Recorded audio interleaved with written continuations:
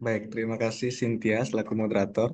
Sebelumnya Om Swastiastu, selamat malam untuk Bapak Ibu dan rekan-rekan semua, terutama yang terhormat jajaran pimpinan Bapak WD1, kemudian yang saya hormati pula Ketua Gugus Jurnal Prof. Agung, Hmm. Sekretaris Gugus Jurnal Bapak Wahyu Swela, dan rekan-rekan lain yang tergabung di Gugus Jurnal dan Publikasi. Tidak lupa juga yang saya eh, hormati pula Bapak Ibu dosen di Fakultas Ilmu Pendidikan yang sudah menyempatkan waktunya untuk hadir, dan para mahasiswa dari semester 4 dan 6 mungkin ya, di Sivitas Fakultas Ilmu Pendidikan yang sudah hadir. Jadi pada hari ini, pada kesempatan yang berbahagia ini, senang rasanya saya akan membagikan kiat dalam penulisan eh, artikel ilmiah gitu. Jadi ini merupakan kelanjutan dari kegiatan dating dari gugus jurnal dan publikasi yang sekarang sudah berlangsung selama 3 kali. Harapannya semoga dari teman-teman mahasiswa tidak merasa bosan dan tetap mengikuti secara serius ya di setiap hari Rabu, malam Kamis. Dan spesial untuk sekarang, kita akan membahas tentang pendahuluan atau introduction dalam karya ilmiah, khususnya di artikel. Nah, sebelum itu mungkin dari rekan-rekan dan Bapak Ibu sendiri di sini mungkin agak kurang familiar dengan saya. Jadi sebelumnya izinkan saya memperkenalkan diri. Jadi perkenalkan, saya Kade Andre Karisma Dewantara atau akrab disapa Andre. Nah, di sini saya selaku pengelola staf di jurnal dan publikasi PIP Undiksa. Nah, mungkin Bapak Ibu atau teman-teman mahasiswa asing melihat saya. Jadi saya biasa berkantor atau bekerja di lantai 3 di VIP B, tepatnya di ruang jurnal dan publikasi. Oke, mungkin itu perkenalan singkat dari saya dan bisa dilanjutkan di lain kesempatan nanti. Jadi untuk sekarang, agar mempersingkat waktu, izinkan saya untuk mulai membagikan materi saya. Sebelumnya izinkan saya untuk share screen, Bapak Ibu semua.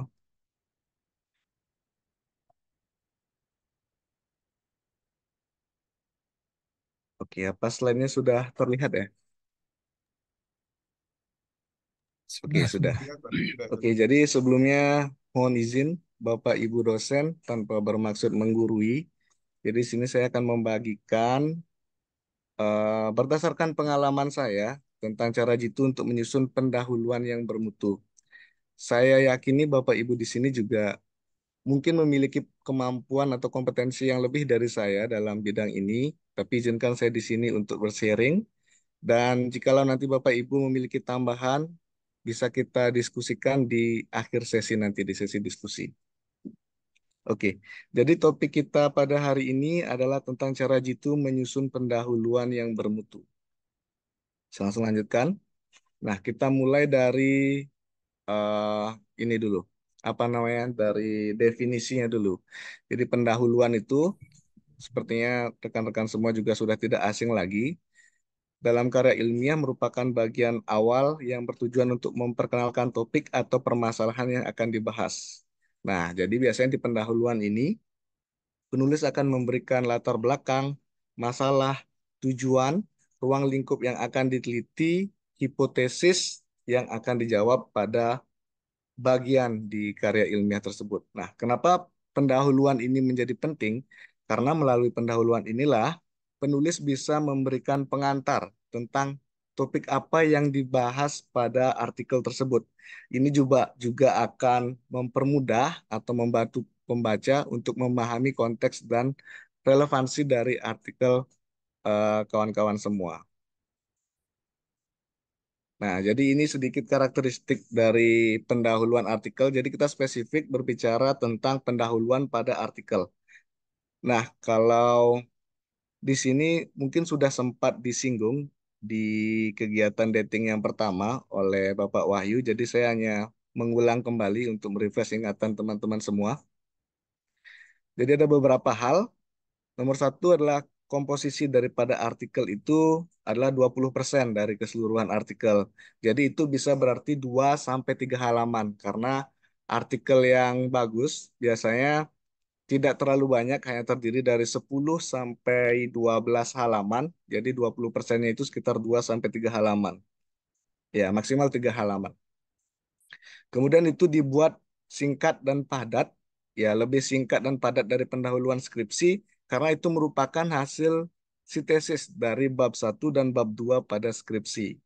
Nah, jadi itu kalau yang sekarang mungkin di semester akhir dan bertujuan untuk membuat artikel, mungkin tantangannya di sini bagaimana cara menyajikan atau mensintesis bab satu dan bab 2 menjadi begitu padat namun tetap mewakili isi dari apa namanya penelitian tersebut gitu. Nah, kemudian yang tidak kalah penting, pada pendahuluan sangat direkomendasikan untuk merujuk sumber-sumber dari jurnal yang bereputasi dan kredibel. Kalau di nasional, tingkat nasional disarankan menggunakan jurnal yang sudah terakreditasi Sinta 2 ya. Kemudian boleh juga menggunakan jurnal-jurnal internasional ya. Jadi saya yakin teman-teman di sini juga sudah sempat sudah mengetahui ya tentang cara-cara mencari referensi dari pemaparan sebelumnya, bisa menggunakan Web of Science, kemudian bisa menggunakan Google Scholar untuk jurnal nasional dan lain sebagainya. Nah, itu untuk karakteristiknya. Nah, kemudian kita lanjut kepada struktur pendahuluan. Oke, jadi struktur pendahuluan ya secara general ya yang digunakan di FIP sendiri di jurnal PIP terdiri dari 5 hal. Jadi 5 hal ini yang wajib ada di dalam pendahuluan artikel teman-teman semua. Yang pertama menyajikan tentang gap analisis. Gap analisis tersebut merupakan kesenjangan antara harapan dan kenyataan, ya, Dasolen dan Dasein. Setelah itu harus berupa ada solusi, di mana solusi ini diharapkan bisa menyelesaikan permasalahan. Kemudian yang ketiga ada state of art. Nah, state of art ini merupakan literatur review untuk teman-teman menyajikan bagaimana perkembangan penelitian terkait dengan topik yang teman-teman angkat pada artikel tersebut. Yang keempat ada kebaruan. Nah, kebaruan ini menyoroti tentang aspek-aspek apa yang baru dari penelitian ini yang belum ada sebelumnya atau belum tereksplorasi sebelumnya. Dan yang terakhir tentu saja harus ada tujuan. Nah, tujuan ini menjelaskan apa yang diharapkan dan dicapai melalui penelitian tersebut. Itu tentang struktur pendahuluan. Lanjut, maaf. Nah, lanjut ke langkah menyusun pendahuluan. Nah, jadi saya mencoba untuk merangkai kira-kira bagaimana langkah yang kira-kira efektif versi saya untuk dibagikan ke teman-teman semua. Oke, yang pertama. Yang pertama dan yang paling penting yang teman-teman harus lakukan pertama adalah memahami topik penelitian yang akan teman-teman jadikan artikel. Nah, pastikan teman-teman memiliki ketertarikan terhadap topik tersebut sebelum menyusun pendahuluan itu. Karena kalau kita berbicara tentang artikel atau menyusun karya ilmiah, pastinya ini merupakan tugas yang lumayan berat, jadi memerlukan apa ya kemauan diri yang tinggi. Jadi teman-teman harus benar-benar memahami topik tersebut terus memiliki ketertarikan agar tidak merasa terbebani dan tidak terberatkan seperti itu. Nah, yang lainnya juga yang perlu diperhatikan adalah ruang lingkup dari penelitian tersebut diharapkan tidak terlalu luas. Apa maksud tidak terlalu luas di sini? Artinya, teman-teman tidak harus meneliti keseluruhan. Nah, dalam contohnya misalnya tentang hasil belajar. Hasil belajar siswa SD, anggaplah seperti itu. Jadi, kalau teman-teman meneliti tentang hasil belajar siswa SD, tentu itu merupakan hal yang sangat luas ya. Jadi bisa dipersempit misalnya dari kelasnya fokus ke kelas 4 sekolah dasar misalnya. Terus hasil pembelajaran apa nih yang mau dilihat? Misalnya hasil pembelajaran IPA. itu pun masih terlihat terlalu general, bisa dispesifikkan lagi menjadi hasil pembelajaran IPA dalam materi misalnya organ tubuh seperti itu dan lain sebagainya. Jadi dengan ruang lingkup penelitian yang tidak terlalu luas dan fokus ini akan membuat analisis yang teman-teman sajikan pada artikel akan mendalam seperti itu. Oke, itu yang pertama. Ingat harus benar-benar tertarik, kemudian benar-benar mengetahui apa yang akan dilakukan dalam penelitian itu. Yang kedua ini adalah mulai mengidentifikasi permasalahan. Di sini ada dua cara yang bisa dilakukan. Yang pertama dengan melakukan tinjauan literatur, dan yang kedua bisa dengan observasi langsung ke lapangan untuk melihat dan mengidentifikasi masalah atau kesenjangan apa yang terjadi saat ini yang akan teman-teman bisa angkat untuk dijadikan penelitian dalam sebuah artikel. Untuk eh, ya tinjauan literatur ini sendiri tidak ada cara lain. Jadi teman-teman harus memiliki kemauan untuk membaca, ya membaca setidaknya hal-hal yang memang teman-teman tertarik untuk ketahui seperti itu. Atau kalau lebih bagus lagi, kalian teman-teman bisa memadukan antara hasil literatur review atau apa penelitian-penelitian sebelumnya yang sudah ada dengan hasil observasi teman-teman ke sekolah atau ke lapangan. Jadi itu akan menguatkan kredibilitas daripada pendahuluan teman-teman itu. Oke, saya kira jelas masalah identifikasi permasalahan. Kemudian yang ketiga, dengan menentukan solusi. Nah, jadi setelah mengetahui permasalahan yang terjadi, ya, setelah mengetahui permasalahan yang terjadi, teman-teman harus mulai memikirkan solusi atau pendekatan apa yang kira-kira bisa diambil untuk mengatasi permasalahan tersebut. Nah, jadi solusi juga tidak hanya eh, menyampaikan solusi saja, tapi harus disertai dengan kenapa memilih solusi tersebut, alasan di baliknya. Jadi akan meyakinkan pembaca bahwa saya solusi ini benar-benar akan menyelesaikan permasalahan dan apa keunggulan dari solusi ini. Seperti itu. Itu yang harus ada di dalam artikel sebenarnya. Ini kita berbicara tentang konteksnya artikel yang bagus ya. Kemudian yang keempat, nah, lakukan tinjauan pustaka. Nah, tinjauan pustaka ini muncul lagi di state of art. Jadi state of art ini merupakan tinjauan pustaka.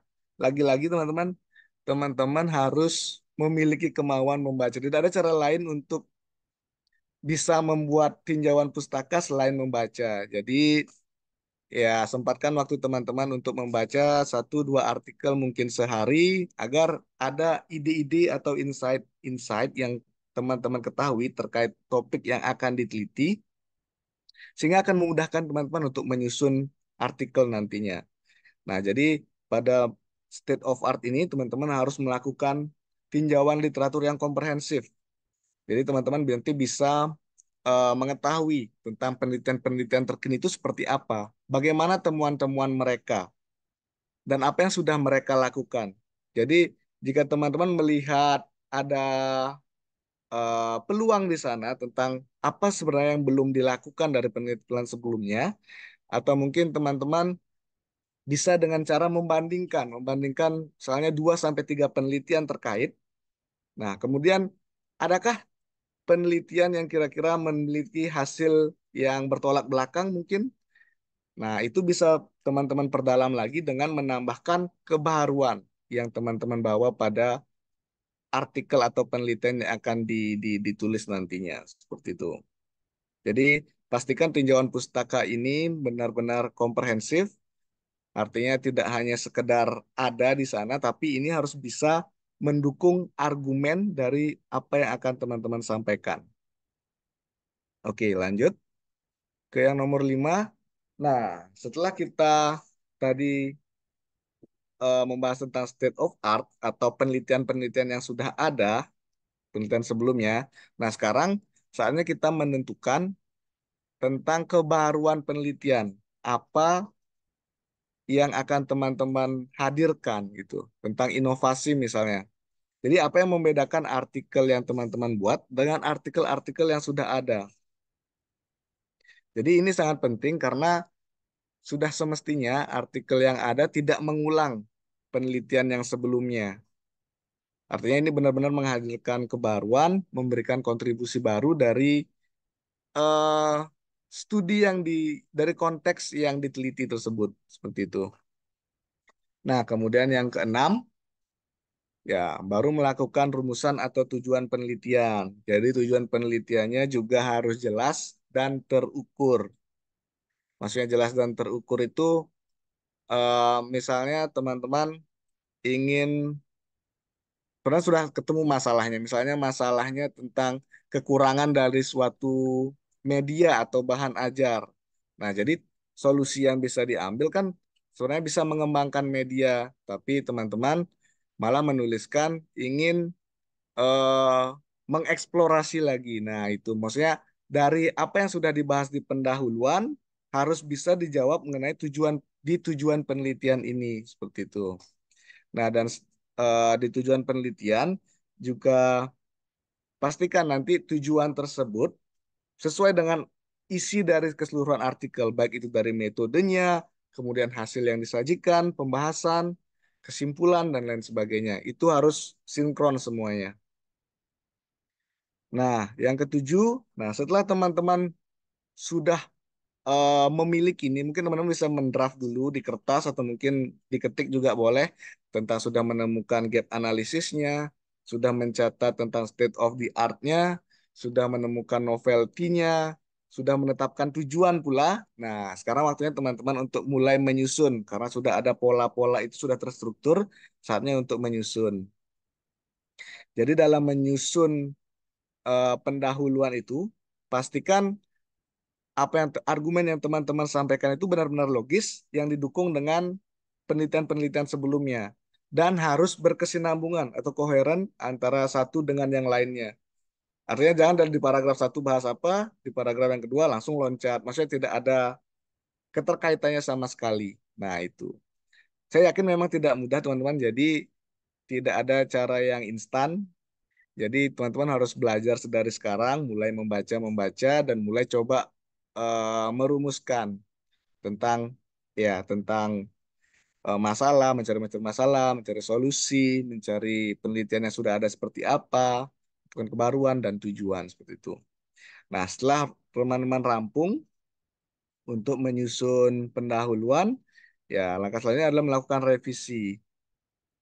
Revisi-revisi baik itu revisi tentang bahasanya, ejaan, gaya penulisan, informasinya dan lain sebagainya.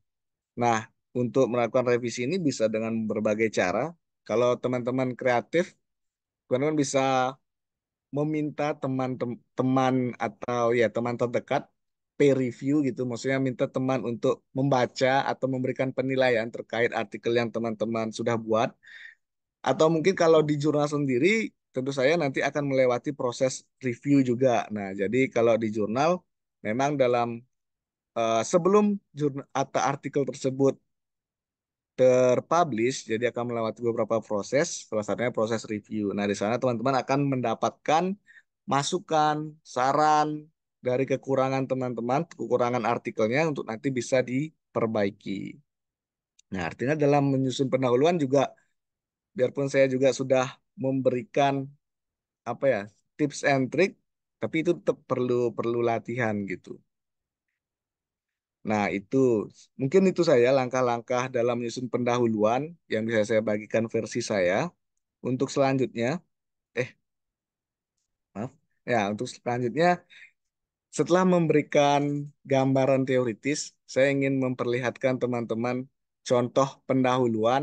Nah, contoh pendahuluan ini pendahuluan yang saya buat dan rencana juga saya akan submit di jurnal. Ya, karena saya juga masih berstatus mahasiswa ya, sama seperti teman-teman. Ya, tepatnya saya mengambil S2 di pendidikan bahasa Inggris, jadi juga memiliki syarat untuk publish di jurnal. Nah, jadi izinkan saya berbagi dulu.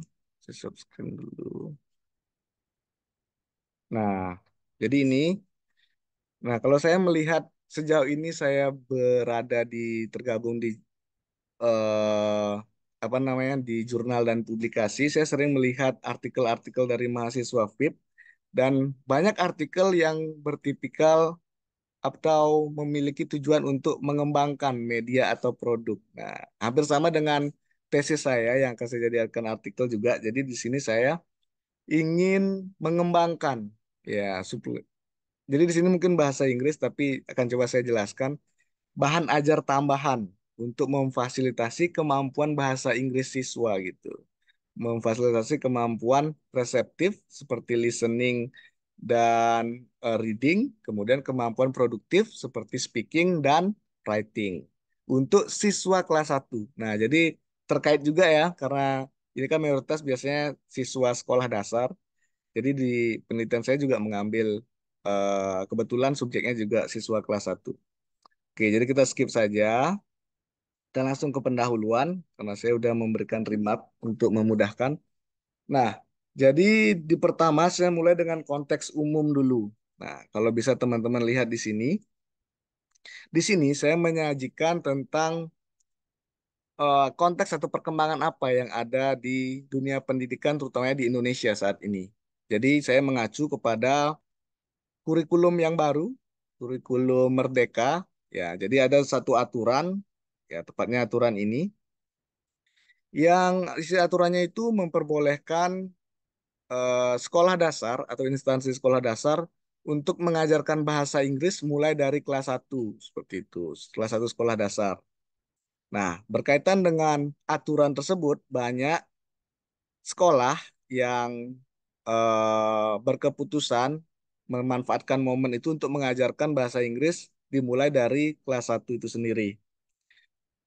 Oke, di sini juga saya menyajikan tentang argumen pendukungnya, tentang kenapa mengajarkan bahasa Inggris dari kelas satu itu baik atau bagus, apa manfaatnya. Nah, ini seperti yang sudah teman-teman bisa baca. Nah, itu masuk ke dalam konteks umum. Jadi saya memberikan gambaran dulu akan ke arah mana artikel yang akan saya buat ini. Setelah itu, nah baru saya masuk ke gap analisisnya atau ke identifikasi masalahnya. Dari konteks umum tersebut, ternyata juga ditemukan permasalahan di sekolah dasar, di mana ternyata siswa, terutama siswa sekolah dasar kelas satu tidak merasa tertarik dengan pembelajaran bahasa Inggris. Karena apa? Karena siswa tidak memiliki pengetahuan atau tidak memiliki kemampuan kosakata basic ya, vocabulary basic ya. Jadi kosakata dasar itu dia tidak memiliki, akhirnya dia merasa tidak tertarik dengan pembelajaran bahasa Inggris. Ya, ini juga saya juga menyisipkan dukungan dari literatur review sebelumnya yang mengatakan bahwa kekurangan kosakata juga sangat berpengaruh pada bagaimana siswa mengikuti pembelajaran, kira-kira seperti itu. Nah, ini sudah saya sintesis sendiri gitu, artinya sudah saya paraphrase sendiri, saya sampaikan dengan kalimat saya sendiri. Nah, setelah itu, nah kebetulan di sini ada permasalahan lagi. Kalau tadi dari sisi siswanya, di sini juga ada ternyata masalah dari segi gurunya. Karena di sini saya menyatakan bahwa guru SD yang mengajar bahasa Inggris itu tidak memiliki kualifikasi pendidikan formal di bidang bahasa Inggris.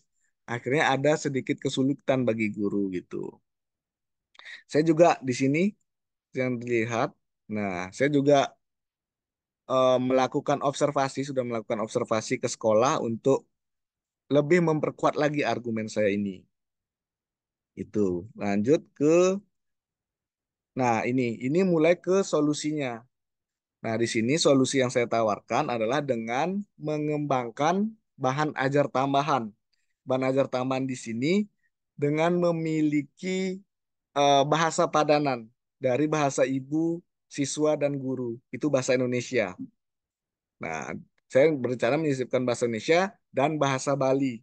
Seperti itu. Jadi, eh, tambahan ajar ini saya sebut dengan trilingual teaching material gitu. Jadi diharapkan, nah ini, nah diharapkan untuk guru pada saat mengajar jika mengalami kesulitan bisa melihat padanan bahasa Indonesia atau bahasa Balinya sehingga lebih memudahkan guru untuk mengajar.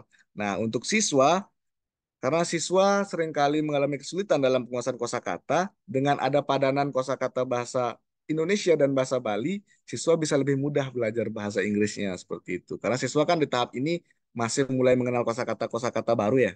Di samping itu disisipkan juga bahasa Bali agar siswa ya itu untuk maintenance lokal lah, maksudnya untuk melestarikan bahasa daerah siswa gitu.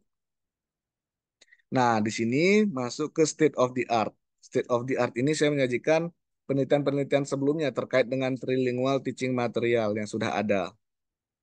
Oke, kira-kira itu saya dukung dengan beberapa argumen. Saya kira teman-teman juga sudah bisa bagaimana cara melakukan citasi yang baik. Ya, usahakan ada citasi yang bergandengan seperti ini untuk memperkuat. Kemudian ya, ini sudah masuk ke tujuan penelitian. Jadi tujuan penelitian ini untuk mengembangkan supplementary trilingual book to facilitate receptive and productive English language skill for first grade elementary school students. Nah, itu tujuannya. Itu tujuannya. Kemudian, nah novelty-nya. Kalau novelty-nya di sini berdasarkan pengamatan literatur review yang sudah saya lakukan, ternyata belum ada trilingual book yang menyajikan audio visual. Karena menurut saya audio visual itu juga penting karena kita kan mengajar siswa kelas 1. Jadi ini bisa membuat pembelajaran menjadi lebih interaktif lah seperti itu. Nah, itu yang menjadi kebaruan dalam penelitian saya. Oke, oke, saya kira itu. Nah, di sini saya memasukkan kutipan. Kalau teman-teman melihat banyak kutipan dari Adnyani ini merupakan dosen pembimbing satu saya. Jadi ini merupakan salah satu upaya untuk ya mengapresiasi dan menghargai beliau lah. Teman-teman juga bisa meniru seperti saya. Ya, mungkin itu yang bisa saya bagikan teman-teman semua. Jadi kalau teman-teman punya pertanyaan atau mau berdiskusi, ya feel free to ask. Thank you. Saya kembalikan ke moderator. Terima kasih kepada Kak Andre yang telah menyampaikan materi dan sudah memberikan contoh artikel yang luar biasa.